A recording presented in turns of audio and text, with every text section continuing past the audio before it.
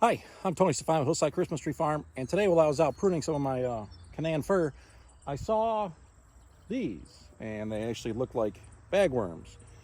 And I didn't know that bagworms could attach themselves to a Canaan fir, and I opened it up, and you saw kind of the larva is in here. So I thought it'd be a neat time to take a little video. This is the only tree that I saw this, so I don't think it's enough to treat, but let's do a little, I don't know, let's understand some of the problems that we encounter growing Christmas trees. So what I'm gonna do is gather some up, I'll bring it back to the cart, and we'll actually slice it open. But what you can see is, just looks like they burrowed into the tips, and they kind of made a cocoon out of, I don't know if they even burrowed in the tips, but they use needles and stuff to kind of form little cocoons that hang from the trees.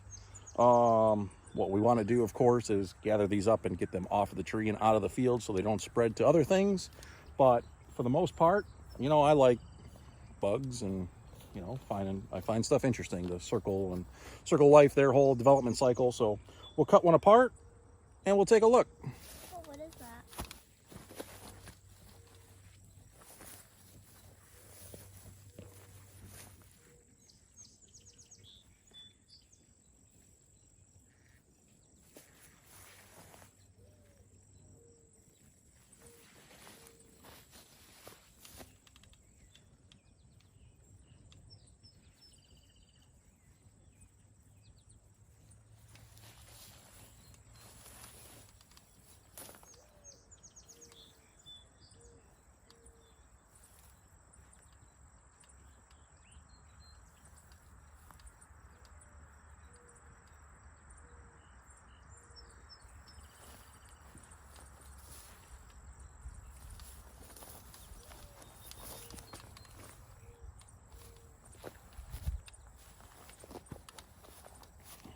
All right, got a handful of them. We'll take them to the cart, cut it open. All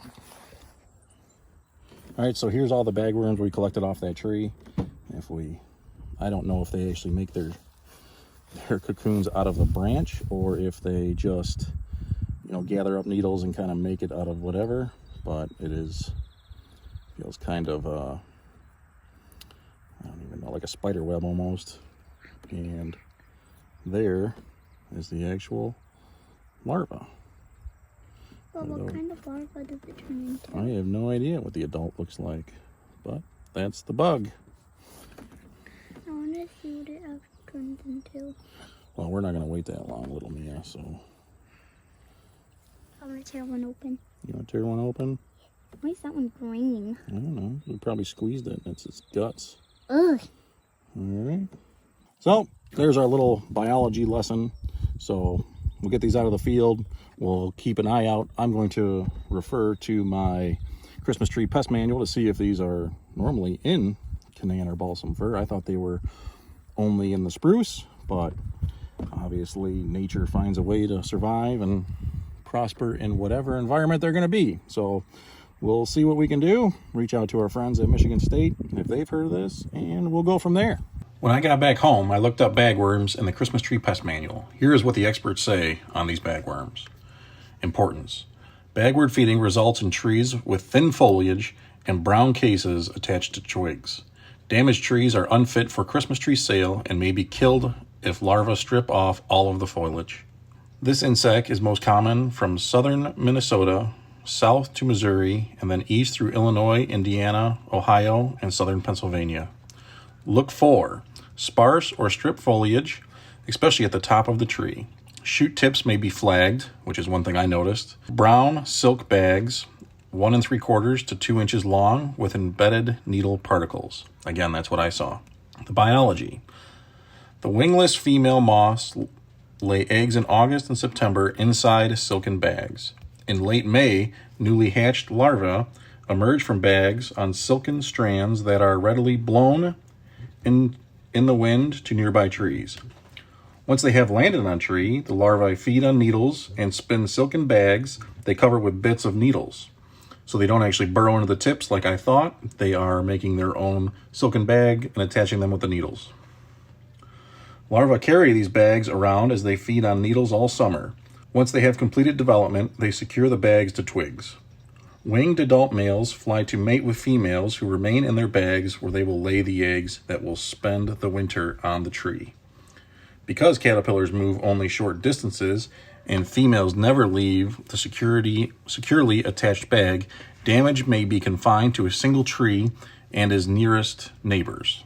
Monitoring and control. Begin monitoring trees of all ages in May and continue throughout the growing season. Treat by hand unless infestation is severe or widespread. Handpick and destroy silken bags which will contain eggs, moths, or caterpillars depending on the time of year. Bags can be destroyed by soaking them in a bucket of soapy water or by burning. Cut out and destroy individual trees that are severely infested. For widespread infestations, spray trees with a registered insecticide, treat when caterpillars are small and before much feeding injury has occurred. Next crop. Before planting, remove infested trees on natural stands or windbreaks near the site. So what we did was we removed all those bags. I didn't see any other trees near that one or in that field while I was pruning that had any more bags, so hopefully we'll be all set. And again, like they said, I'll keep an eye out in the fields for future things and we'll go from there. Thanks again for watching this video. I hope you saw something that will help you succeed on your farm. If you didn't, check out some of these other videos that I've created for you. Hit that subscribe button if you haven't already so you don't miss out on any future content. Lastly, if you'd like to support the channel, please consider using the Buy Me a Coffee or affiliate links in the description below.